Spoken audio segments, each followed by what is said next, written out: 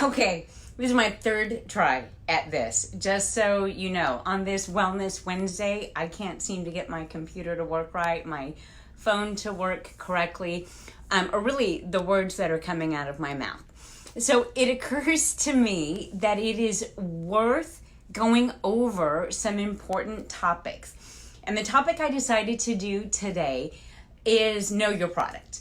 Right? Because we all get asked questions about what makes yours different, what are the features, advantages, and benefits. And I'm here to tell you, if you don't use the products, it's super difficult to have this conversation because you can't speak to taste. You can't speak to what it feels like in your mouth. You can't speak to timing of the day or any of those things because you haven't experienced it, right? So I thought it might be fun to kind of go over a best practices solution. Now, not with all of the products. I've just picked a few here that I think are worth paying attention to, okay?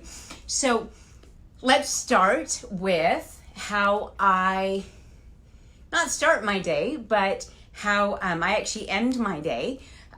Washing my face, washing off all of the makeup, and putting on my moisturizers, right? Cleanse, tone, moisturize. Well, that means I've got to pay attention to the new retinol cream. And so as I'm doing this last night, it occurs to me, whoa, you got to slow down. Do you guys know a couple of different things?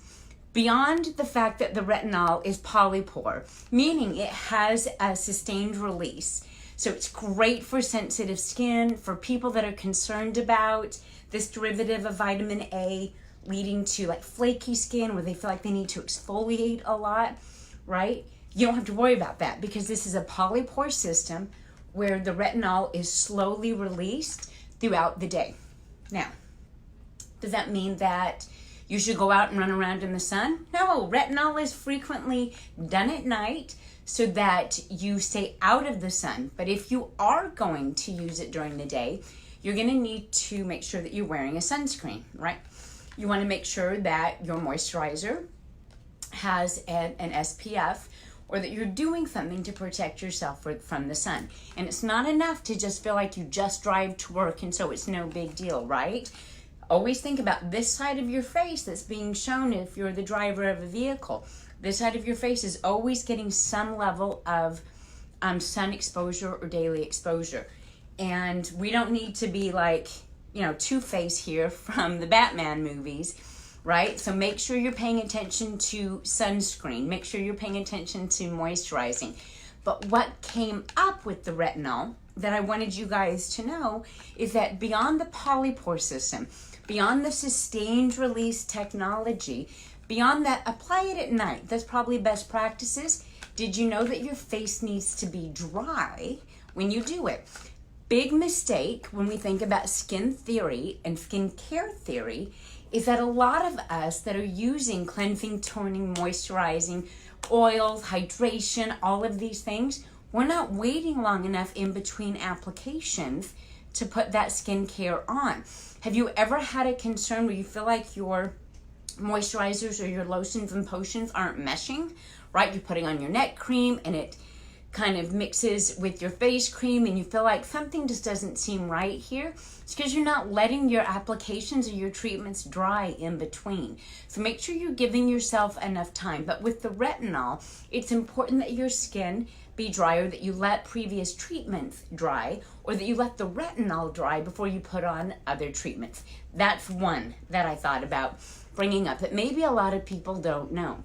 The next one is, what about these RDIs or RDUs on the back of the box, right? So I'm just using the turn up as an example here so I can talk about a couple of things that often come up with questions, right? But I'm looking here and oh my gosh, the vitamin B12 is 120% of the daily value. Isn't that too much? How are we going to answer that question? Well, what you need to know is that RDUs are first ratioed based on the other ingredients that are in the product. Second, that RDUs, when they are above a certain percentage, are there because the literature says that there's evidence that you need more than the recommended daily intakes to meet your need. And so B vitamins are a great example. We spend through B vitamins very, very quickly, right? If you have a high sugar diet, if you're overly stressed, you're not getting a good night's sleep, you're female, you're burning through B vitamins faster than you know what to do with, right? And so you need to think about how you're going to replace and replenish and restore. Well, one of the things that we pay attention to in the formulation of products is just that. How are you going to replenish? How are you going to restore, right? How are you going to create wellness? Well, you're going to have to make sure that you have a savings account of these nutrients to meet your needs. And so when you see something that says it's 120% of recommended daily intakes, or it is 5,000%, that means that likely that ingredient has an adequate intake, and that we know that there isn't a concern with that upper limit so much as we recognize in the literature that there's a need for more than what is considered the minimum amount necessary. Now, this brings up something that I think not enough people are sharing with their customers. And that's when you see the B12 in some of the products. There's the activated B complex, there's the prenatal, there's the anti-aging, there's the women's health, there's the DNA Miracles Plus, right? All of these products, the 50 plus, all of these products have activated B in them. But it does beg the question, why do some of the products still contain cyancobalamin as their B12? I thought we didn't want to have cyancobalamin. What I want you guys to know about cyancobalamin, in particular in the turnip, is that it is fermented from bacteria. So it is created through a fermentation product or process, that is not a synthetic or a lab created ingredient.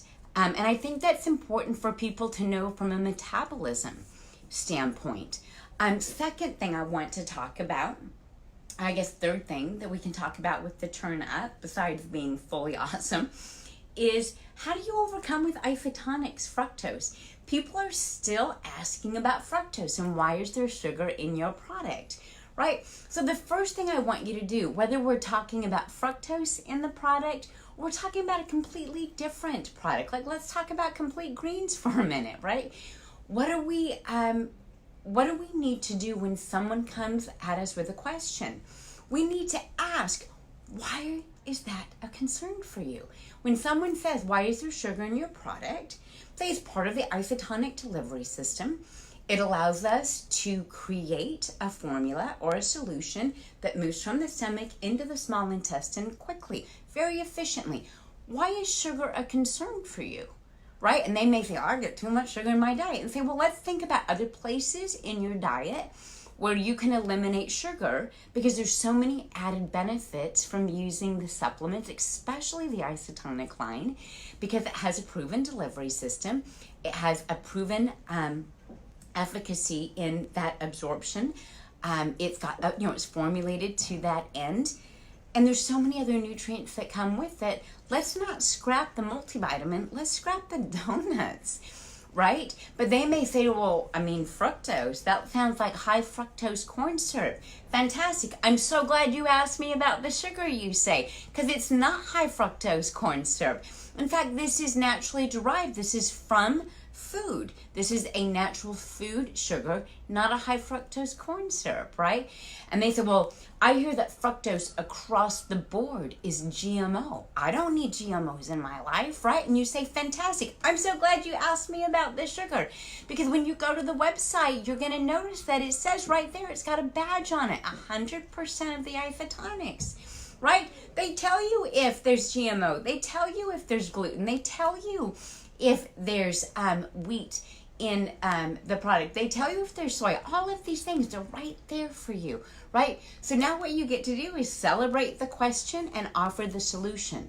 But to do that, you need to know your product, right? And that brings me to the last thing I wanted to talk about, and this is just more along the lines of fun little things, fun little tips.